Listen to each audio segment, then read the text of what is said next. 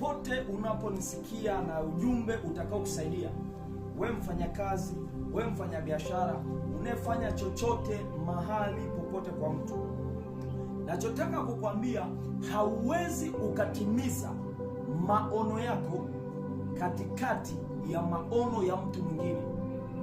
Hauwezi kutimiza mipango yako ndani ya mipango ya mtu mwingine. Nataka ujue hivi, popote ulipoajiriwa, popote unapofanyia biashara kwa mtu, popote unapofanya jambo lote kwa mtu, shambani kwa mtu, chochote unachokifanya, umepewa kazi. Nisikilize, hakuna mtu anayeajiri kwa sababu ana shida na wafanyakazi. Yeyote anayeajiri mtu anaajiri kwa sababu ana shida na kutimiza maono yake kupitia wewe. Nafasi ile unaopewa sio umepewa kwa sababu unahitajika, umepewa kwa sababu kuna maono unatakiwa uyasukume yaende. Kwenye hiyo biashara unaopewa kazi, haujapewa kwa sababu anataka mtu wa kufanya hiyo biashara. Umepewa hiyo nafasi sababu unatakiwa usukume hayo maono yaende mbele. Ndio maana wakati utafanya vibaya kazini utafukuzwa. Ndio maana wakati utafanya vizuri kazini utapandishwa cheo. Hautapandishwa cheo kwa sababu wewe ni mfanyakazi mzuri. Unapandishwa cheo kwa sababu unatumikia maono ya mtu vizuri, unayasukuma maono ya mtu vizuri. Ndio maana sometimes hauna elimu, lakini kwa sababu ya uwepo wako, ya jitihada zako, maono ya mtu ni kipaumbele kuliko elimu ya mtu. Listen, kumbuka aliyekupa kazi yamkini hajasoma, ila hiyo nafasi alokupa inamhitaji mtu mwenye elimu. Anatumia elimu yako kusukuma maono yake, sio maono yako. Nisikilize, muda ule utafika wa kustaafu.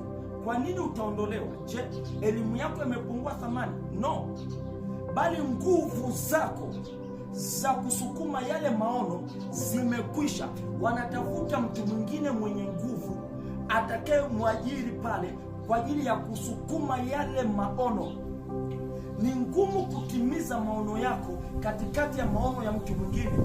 Ndio maana Yakobo wakati anataka kuondoka kwa mjomba wake Labani alimwambia, najua Bwana amenibariki kwa ajili yako, kwa hiyo nataka uendelee kukaa hapa.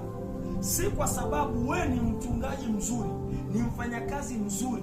Anamwambia Yakobo, kwa sababu vitu vyangu vinaongezeka kwa ajili yako. Hiyo ndiyo sababu unapandishwa cheo. Hiyo ndiyo sababu unaongezwa mshahara. Si kwa sababu we ni bora, bali ni bora kwenye kusukuma maono ya mtu. Nini nachomaanisha? Namaanisha hivi, usiache kazi, usitoke hapo ulipo, ila nachotaka ujue, kama unavyotumikia maono ya mtu, kuna wakati kuna watu wanataka kutumikia maono yako.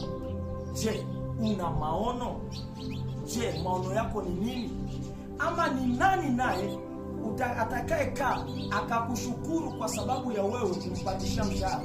Sikiliza, kama una kazi na mke wako ana kazi, usiwahi kumcheka mke wako kama umeajiriwa, kwa sababu kumbuka, kwenye ajira wewe ni mtu ama ni mtumwa wa yule bwana aliyekuajiri. Kwa sababu mkuu ni mtumwa, mtumishi si mkuu kama bwana wake. Siku ukitaka kumcheka ambaye hana kazi, mcheke wakati uko kwenye ajira yako, yani kwenye maono yako, sio kwenye ajira ya mtu. Usiwahi kumcheka mtu kwa sababu umeajiriwa. Usiwahi kumcheka ambaye ana kazi kwa sababu umepata kazi kwa biashara. Cheka endapo na wewe hujaajiriwa, umejiajiri, ili uweze kutimiza maono, ili tukuone unaenda, si tukuone uko kwenye kazi, tukuone kwenye mambo yako. Ndio maana sasa hapo utapata hata mabosi siku wanastaafu wanaishia kuwa na maisha magumu. Kwa sababu wakati ule umepewa nafasi ya ubosi, haujapewa nafasi ya ubosi kwa sababu ulipaswa kuwa bosi. Umepewa nafasi ya ubosi kwa sababu maono ya aliyekuajiri yalikuwa yanatafuta mtu wa kumsimamia watu wengine. Nachotaka ushtuke, nachotaka uwe macho, usiridhike wanapokuongezea mshahara. Usiseme siachi kazi kwa sababu ananiongezea mshahara. Hawakuongezi mshahara kwa sababu wanakupenda, wanakuongeza mshahara kwa sababu unayasukuma maono yao vizuri. Sikiliza, hebu acha kufanya hizo jitihada, alafu kama atakuongeza ndio utakuja kugundua unapendwa kwa sababu unatimiza maono ya mtu mwingine. Je, akili zako, elimu yako na maisha yako utatumia siku zote kutumika kwa mtu? Kwani wewe umelaaniwa na nani ambaye huwezi kutumikia maono yako, huwezi kusimamia vitu vyako, lakini unaweza kusimamia vitu vya watu? Wewe ni bosi kazini. Je, ukitoka kazini ni bosi mahali? Wewe ni mfanyakazi kazini. Je, ukitoka hapo kazini una kazi yako mahali? Wewe unalima shamba la mtu, kumbuka tayari una elimu ya ukulima. Je, una mali pako hata panusu parobo unapolima? Ni ngumu kufanikiwa kwenye maono ya mtu, ni rahisi kufanikiwa kwenye maono yako. Ndio maana matajiri wanakimbizana usiku na mchana, kwa sababu masikini ni wengi wanaotumikia maono ya watu, lakini ni wachache wanaotumikia maono yao. Ndio maana ni vita kubwa katika kutumikia maono yako, lakini si vita katika wewe kutumikia maono ya watu.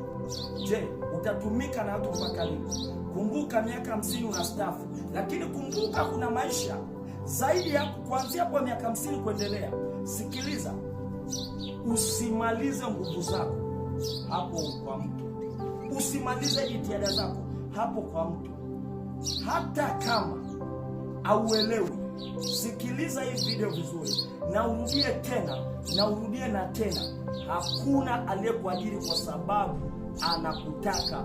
Hakuna aliyekuongezea mshahara kwa sababu anakutaka.